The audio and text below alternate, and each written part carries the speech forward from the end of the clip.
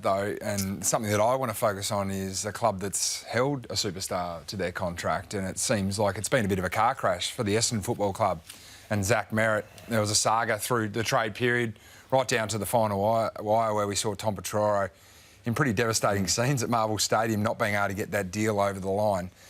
Fascinating the way it all finished up. Mason Redmond, who was a part of the club's leadership group, saying that he didn't trust didn't trust in Zach Merrett and what was going there. And the aftermath of everything that's happened with Merrett, Geordie, it leaves me in this position that we get reports that Zach is open to extending his contract past 2027.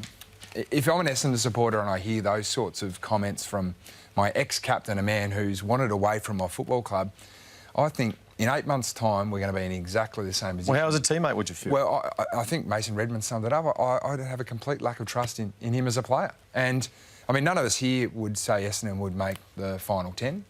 So they're going to be in exactly the same situation. Zach Merrett's going to be a year older. Potentially his trade value's going to come down. And I feel like we're going to be having this same conversation in eight weeks' time. And he's going to be 8 months' time, sorry, and he's going to be asking for a trade again. And we're going to be going, Zach Merrett wants away again.